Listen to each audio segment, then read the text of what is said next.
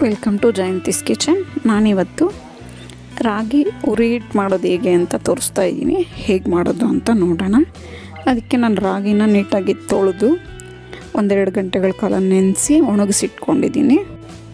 ನೀರಿನ ಅಂಶ ಇಲ್ಲದೆ ಇರೋ ರೀತಿ ಚೆನ್ನಾಗಿ ಒಣಗಿಸ್ಕೊಬೇಕು ಇದನ್ನು. ಈಗ ಇದನ್ನು ಸ್ಟವ್ ಮೇಲೆ ಒಂದು ಬಾಣಲೆ ಇಟ್ಕೊಂಡು 1 ಸ್ಪೂನ್ ಅಷ್ಟೇ ಹಾಕ್ಕೊಂಡು ಚೆನ್ನಾಗಿ ಫ್ರೈ ಮಾಡ್ಕೋಬೇಕು. ಆಗ ಇದು ಪುರಿ ಎಲ್ಲ ಬರುತ್ತೆ, ಚೆನ್ನಾಗಿ ಚಿಟಪಟ ಅಂತ ಇರುತ್ತೆ. ಈ ರೀತಿ ಜೋರುರಿಯಲ್ಲೇ ಹುರ್ಕೋಬೇಕು. ನಾವು ಕೈ ಬಿಡದ ಹಾಗೆ ತಿರುಗಿಸ್ತಾ ಇರಬೇಕು. ಈ ರೀತಿ ಚಿಟಪಟ ಅಂತ ಎಲ್ಲ ಪುರಿ ಬರುತ್ತೆ. ಎಲ್ಲ ರಾಗಿನೂ ಇಷ್ಟ, ಆದರೆ ಇದು ಮಾಡೋದೊಂದು ಸ್ವಲ್ಪ ಕಷ್ಟ ಆಗುತ್ತೆ, ಯಾಕಂದರೆ ತುಂಬ